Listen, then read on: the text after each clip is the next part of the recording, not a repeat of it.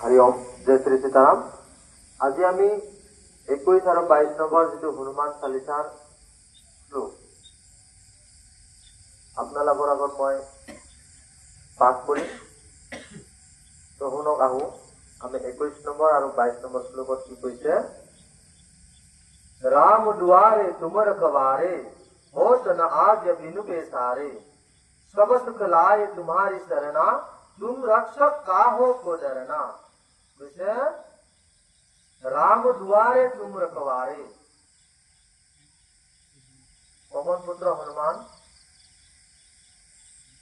राम दूत हनुमान बोले कय हनुमान जी जार द्वारत की द्वारपाल हो থাকিব तार की नाथे भय नाथे है ना कि कैसे राम द्वारे तुम रखवारे हो जना आज्ञा बिनु पेसारे तुम्हार शरणागताय सकलो सुख लाभ करे हनुमानजीर शरणत जोने आहिब सकलोए की करिब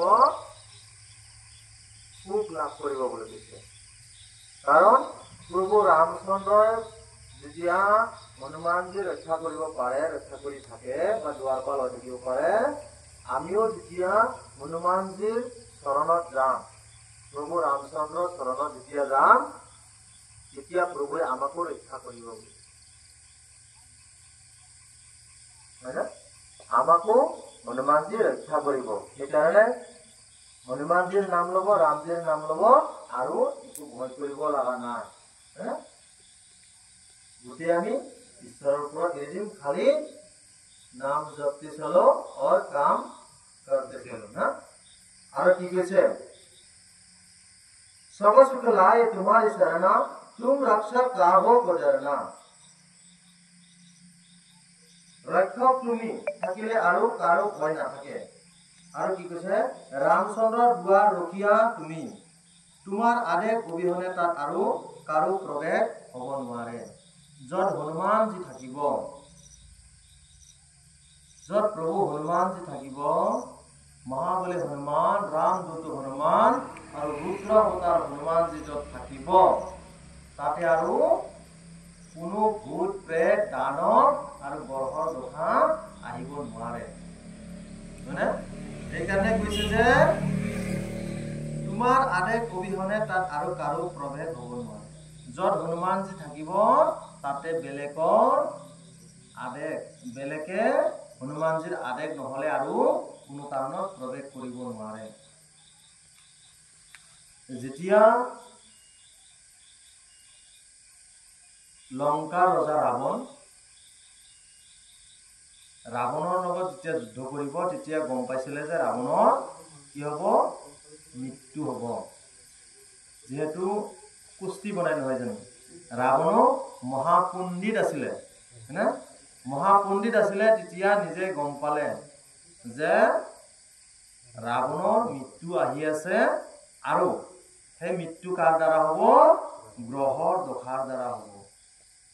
সেই কাৰণে কি কৰিলে रावणे राমৰ লগত যুদ্ধ নকৰি গোটেই কি কৰিলে ग्रह जिमान আছে 9টা গ্ৰহকে কি কৰিলে ধৰি আনি বান্ধি থলে যাতে ইহতে স্থান বিলাক সলনি হয় ৰাৱণৰ মৃত্যু নহয়। সেই কাৰণে ৰাৱণে গোটেই গ্ৰহক আনকি নিজৰ দৈত্য গুৰু শুক্ৰাচাৰ্য বুলি কয় নহয় জানো সেই শুক্ৰাচাৰ্য গুৰুকো কি কৰিলে বন্দী কৰি ৰাখিলে। কাৰণ নিজৰ গুৰুকো বন্দী কৰি জেলত ৰাখিলে। তেতিয়া হনুমানজীয়ে গোটেই গ্ৰহ কি কৰিলে এৰি দিলে মুকলি কৰি খুলি জেলৰ পৰা ওলাই আনিলে।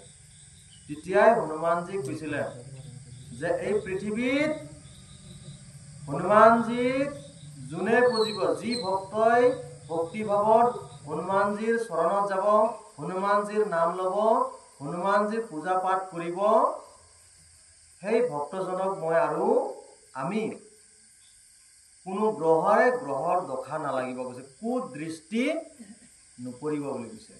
গ্ৰহ যত যেনেকা আহিব লাগে আহিবই কিন্তু সিহঁতৰ যিটো কুদৃষ্টি সেই দৃষ্টি সেই ভক্তজনৰ ওপৰত নপৰিব বুলি কৈছে আৰু মই কুদৃষ্টি নিদিওঁ বুলি কৈছে।